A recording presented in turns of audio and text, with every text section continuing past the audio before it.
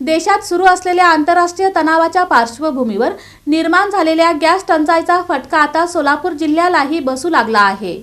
याच पार्श्वभूमीवर शासन स्तरावर तात्पुरता उपाय म्हणून प्रत्येक रेशन कार्ड धारकांना 3 लिटर रॉकेल देण्याचा शासनाने निर्णय घेतला आहे। आंतरराष्ट्रीय तणावाच्या पार्श्वभूमीवर निर्माण झालेल्या गॅस टंचाईचा परिणाम आता सोलापूर जिल्ह्यातही जाणवू लागला आहे। गॅस सिलेंडरच्या अपुऱ्या पुरवठ्यामुळे नागरिकांना मोठ्या अडचणींना सामोरे जावे लागत असून गॅस एजन्सीसमोर लांबच लांब रांगा लागल्याचे चित्र आहे।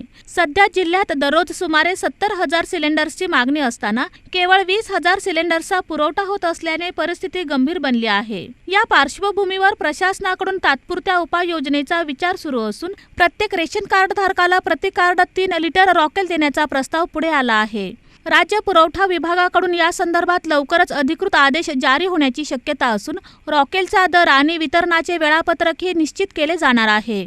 तोपर्यंत नागरिकांनी अफवांवर विश्वास न ठेवता अधिकृत सूचनांची प्रतीक्षा करावी, असे आवाहन प्रशासनाकडून करण्यात आले आहे। याबाबत जिल्हा पुरवठा अधिकारी संतोष सरडे यांनी सांगितले की राज्य समन्वयक चंद्रकांत डांगे यांच्या अध्यक्षतेखाली झालेल्या बैठकीत रॉकेल वाटपासंदर्भात महत्त्वाच्या सूचना देण्यात आल्या आहेत। सोलापूर ग्रामीणमध्ये जेवढे केरोसिनचे घाऊक परवानाधारक आहेत त्यांना आम्ही केरोसिनच्या वितरण करण्याच्या सूचना दिलेल्या आहेत। त्यानुसार आम्ही तालुका पातळीवर याचा आढावा घेऊन तातडीने केरोसिन प्राप्त होताच वितरित करण्याच्या सूचना आम्ही दिलेल्या आहेत। त्यानुसार सोलापूर जिल्ह्यातील 11 तालुक्यामध्ये केरोसिन वितरणाची तयारी चालू आहे। जसेही शासनामार्फत केरोसिन उपलब्ध होईल त्यानुसार प्रत्येक तालुक्याला केरोसिन वितरित करण्यात येईल।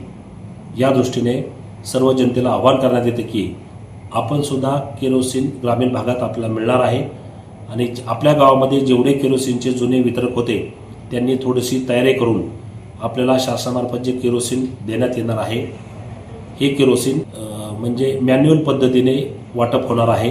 याचं ई-पॉज मशीनवर वाटप होणार नाही आणि त्याचा दर अद्याप शासनाकडून प्राप्त झालेला नसल्याने दर आणि त्याचं प्रमाण प्रति कार्डला किती द्यायचं याच्या बाबतीत शासनाच्या जशाही सूचना प्राप्त होतील तसं आम्हाला कळू।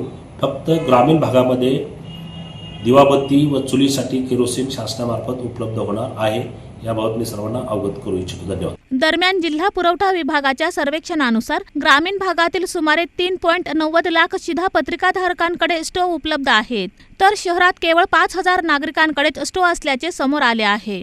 जिल्ह्यात अंत्योदय योजनेचे 57,322 आणि अन्न सुरक्षा योजनेचे 4,64,154 विद्यार्थी आहेत। अधिकृत निर्णयानंतरच रॉकेल वाटपाची अंमलबजावणी होणार असल्याने नागरिकांचे लक्ष शासनाच्या पुढील घोषणेकडे लागले आहे।